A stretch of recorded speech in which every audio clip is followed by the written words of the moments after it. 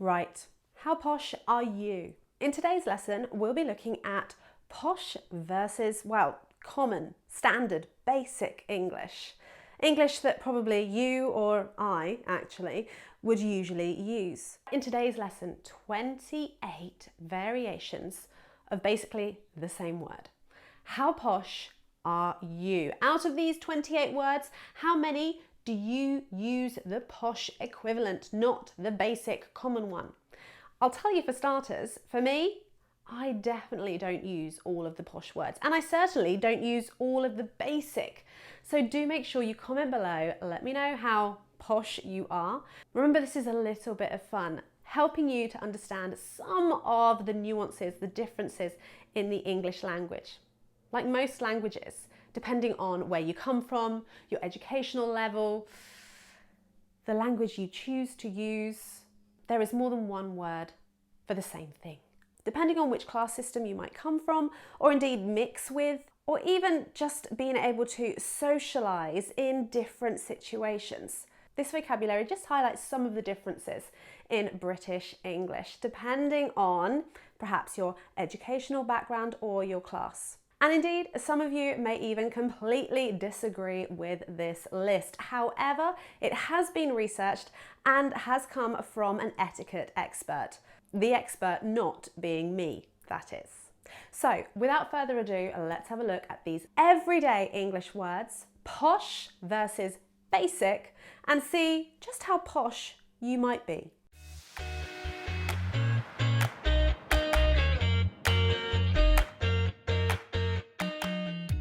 Right, number one, this is a bit of a no-brainer.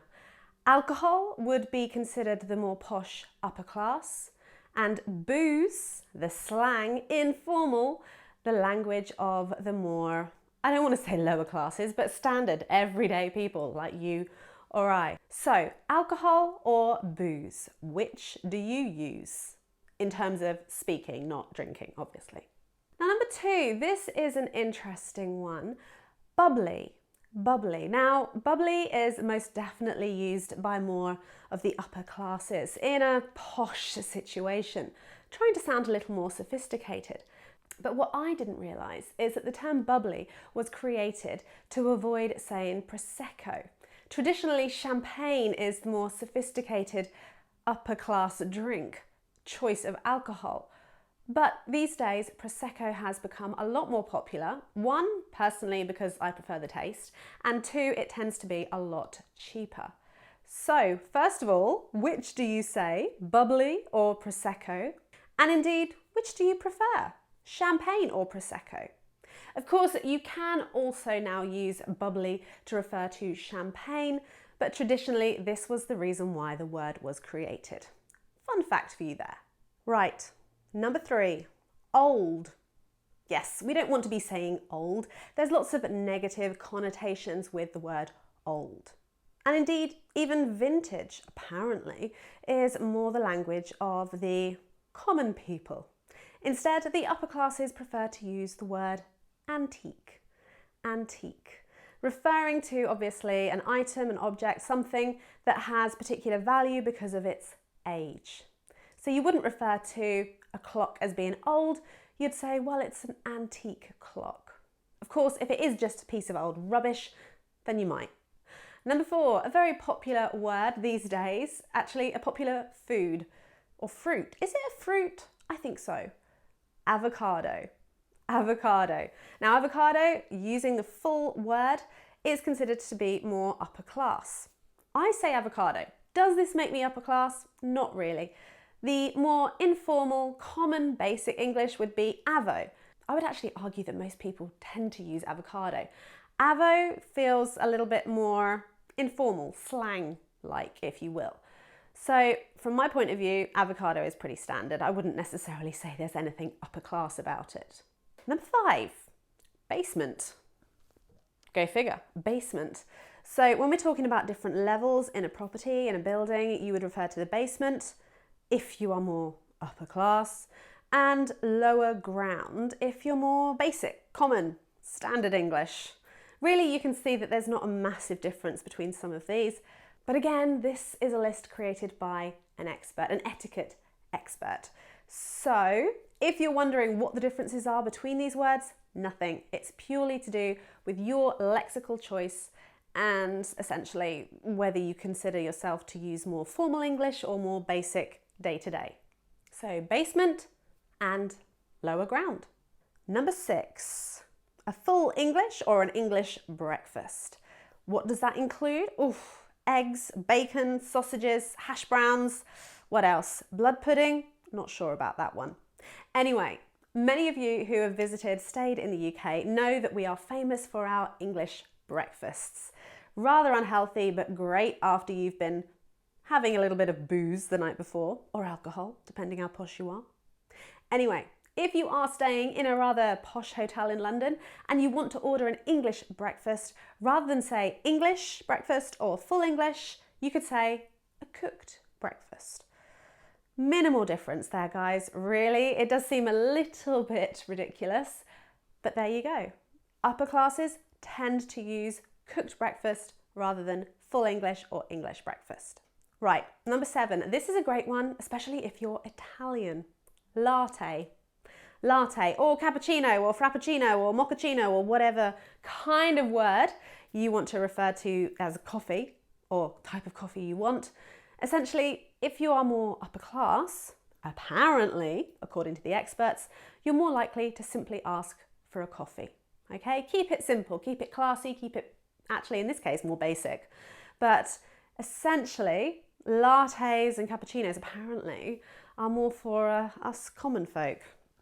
Particularly, this is actually more accurate, I think, in Italy. They don't tend to have many of these different types of coffee. They usually just have an espresso, a coffee, a simple, basic coffee, rather than the faff and cavavel of what we have here, essentially. What you can get in Starbucks, basically. So, I'll have a coffee, I'll have a latte. Which do you use? Okay, number 8, and this is a great one. And actually, I'm going to apply a general rule here. Film and movie. Now, most of you will scratch your heads here and go, well, movie is American English and film is more British English. Bingo. Exactly right. Essentially, in more sophisticated British English, avoid Americanisms. Avoid American pronunciation, American vocabulary, whether that's things like sidewalk or cookie or I don't know. But essentially you would say film, never movie. So which do you tend to use? Again, I would actually say here, it's nothing to do with how posh or sophisticated you are. It's really how influenced you've been by the American language. And in fact, we have massively. I could certainly hear myself saying movie as well as film. Interchangeable, really. I don't think I'm posh enough to steer clear. I don't think I'm really that sophisticated to not use any Americanisms. What about you? Which words do you prefer to use in American English and which do you prefer to use British? And do you really think it makes a difference how sophisticated you are? I'm done. I'm done. I'm finished. This is actually more of a kind of grammar point here, but I'm done. I've completed something is definitely more colloquial, more spoken, informal English. So basically more basic. Whereas saying I'm finished is perhaps more sophisticated-ish.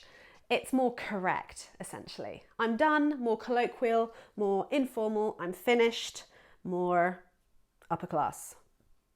Number 10. Hello versus hey. Hey is much more colloquial and basic. Hello is perhaps showing a little bit more respect and perhaps actually more useful in more formal situations, more posh situations. So, hello and hey. Number 11, long forms versus short forms. Clearly, longer forms are going to be more formal and more posh. Invitation versus invite. Did you get an invite to the party? Did you receive an invitation to the party? There's a good one. A lot of words like get, these kind of verbs that have multiple meanings, have a more formal equivalent. So get, receive, what else? Get's a good one actually. I'll put a link to a get lesson, an old one, at the end of this video. Number 12, iPhone. No. telephone or even mobile phone. But iPhone, referring in fact to brand names, tends to be a big no-no amongst the upper classes. It looks a bit vulgar, a little bit like you're trying to show off that you've got an expensive phone. So telephone, mobile phone, but not iPhone or whatever kind of mobile you might have. Refer to it as a phone, telephone, rather than the brand. Number 13, a little bit of a controversial one. I've referred to this word in previous lessons. Lavatory or loo tends to be the more upper class. However, someone did point out that bathroom is also an acceptable alternative, a perhaps more formal alternative. And of course, saying toilet is a big no-no amongst the upper classes, particularly because the meaning of toilet actually comes from the French word toilette, I guess. And toilet is seen to be rather vulgar, a bit too graphic, referring to the actual place that you go to the bathroom, I guess. So the chair essentially. Avoid it. If you are, and actually I would say this is a good general rule, toilet, where is the toilet? It's much better, and I definitely do this, ask, can I ask where the bathroom is? Could you show me where the bathroom is? Or lavatory, but I would tend to say bathroom to be more polite. What do you use? Toilet, lavatory, loo, or bathroom? Number 14, another one that is really referring to grammar. May I have and can I have? Now, may I have is considered to be a little bit more polite. Can I have is perfectly polite, perfectly acceptable, but may I, again, more formal, perhaps in a more formal situation where you don't know people particularly well. May I have a glass of wine? May I ask you where the toilet is? No. The lavatory? No. The bathroom? You get the idea. There's a lot of language to get your head around here to understand the difference between what is considered perhaps more polite and posh. I don't like that word really. And what is considered more basic, general, daily English. 15, napkin and serviette. Same thing, same difference. Napkin is more British, so considered to be more posh. And serviette, I actually think doesn't make any difference to use either or. But serviette, I think, is the more French word. It's derived from French. So the British upper classes are looking to use British English. 16, pudding. Which do you use? Pudding, upper classes, or dessert, sweet or afters? More basic or pudding? Again, minimal difference, guys, but I am curious to know which one you prefer to use. PJs. PJs, when it's cold and it's rainy, I love to stay in my PJs all day if possible, but pajamas is what the upper classes would refer to. Actually, total rubbish because I use pajamas and I'm definitely not upper class. I don't say PJs. 18, banter. Banter. A little bit of banter is great fun, where you are joking, annoying each other, taking the mickey out of each other, mocking, and this is banter essentially. Banter would be the more general day-to-day common English, and repartee would be the more formal. I definitely don't use repartee, I would use banter. 19, sitting room, drawing room, although you don't really use it for drawing, so go figure. Versus lounge and living room. Big no-no, because lounge and living room is considered to be common, and sitting room more what the Queen would basically use. She has a sitting room, I have a lounge. Number 20, sofa. Sofa. Upper class? Not sure about that. Settee and couch are considered to be more basic, more common English, but again, I would say I use sofa. It's really a preference, a choice that you can make. So it's not really going to sound terrible if you say, oh, what a lovely couch, what a lovely settee, instead of sofa. It's not a big deal, but you can start to understand the very slight nuances and differences between formal, posher English and everyday kind of basic common English. Number 21, a great one. Deliveroo, Uber Eats, what's the other one I use? I can never remember it. Just Eat, okay? Do you fancy a Deliveroo? No. Basic English, common, again referring to kind of brands and services. Takeaway. Takeaway. Again, I don't even know how often the rich upper classes get a takeaway, but they wouldn't use Deliveroo, or they wouldn't say Deliveroo, they'd say takeaway. So, such a bizarre one, but one that's considered to be the more modern differences between posh and basic English. So do you say, let's get a Deliveroo, or do you say, let's have a takeaway? Taxi or Uber? Which would you use? I am more likely to use taxi, but that tends to be because we don't have Ubers, would you believe it, in Bournemouth. So Uber, the more common, basic English, the English of the common folk, and taxi for the more sophisticated upper classes. Would they really get a taxi though, or would they have a limo? I don't know. 23. This one actually goes back to what I think is actually the rule for Americanisms. Term versus semester. When we're talking about the academic calendar, school terms or school semesters, semester would be more common, but actually I would say that this tends to be more, again, British versus American English. The British more formal is term, half term, 3 terms in a year, whatever it might be, and the American word semester.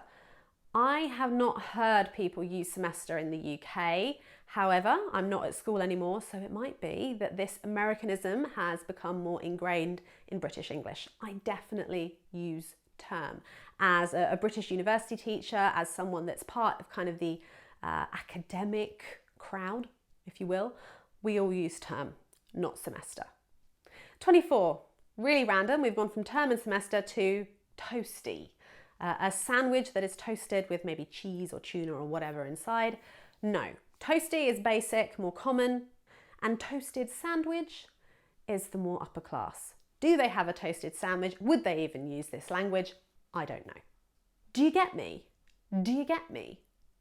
Try pronouncing it that way. Do you get me? So get, again, is one of those verbs that has multiple meanings, and it's a word that tends to be more spoken. In more formal writing, academic English, you wouldn't use get. Now, this is perfectly acceptable in spoken everyday English, basic English. If you are more formal, more posh in spoken English, as well as in written formal English, you're much more likely to say, do you understand me? Do you understand me? So, get versus understand. 26, uni or university? Uni or university? Again, long form versus short form. Uni, more basic. University, more sophisticated. Again, I didn't make up this list, guys. I did some research, and this is according to a British etiquette expert. What? Or pardon?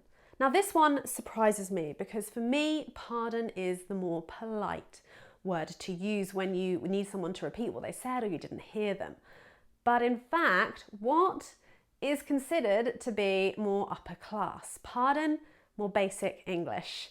The only reason I know this is because it was in The Crown, where the Queen, Princess Margaret corrects somebody and says, don't say pardon or sorry, say what? I don't know why. If you're posh and upper class, please can you explain why what is more polite and posh than pardon? Pardon to me seems like the logical choice. And finally, number 28, wine or vino? Now, vino is obviously the Italian word, the European word for wine. Why is it then that wine is more sophisticated and vino is more basic? I guess when you say vino, you're trying to sound cool, I don't know, cultured. But wine, no, is the more formal, proper word to use in British English. Obviously, if you're Italian, if you're from a country that uses the word vino rather than wine, then that's pretty standard for you and doesn't actually refer to a class difference in the language at all. So there we have it, 28 differences, variations in English, basic versus posh, common versus formal, and essentially these are based on another person's idea of what is more formal, posh English, not mine, okay? So before you start complaining and saying, well, you're not posh, Totally agree. I am not particularly posh. Sometimes not posh at all. And certainly there are many of these words that I actually choose to use either or. It doesn't make a lot of difference to me. This lesson was really for a little bit of fun and to just highlight that in every language you will find variations. Variations in pronunciation depending on the region and the class and the educational level of the individual, and of course vocabulary, like in today's lesson. So just to be aware of those differences. Don't stress, don't think you've got to use all the posh words to sound more sophisticated and intelligent. That is really not the case. As long as you are speaking clearly, fluently, and confidently, you're gonna do great. Thank you so much for watching. Comment below, let me know how many of the 28 words you use in the more posh way. You know what I mean. How posh are you?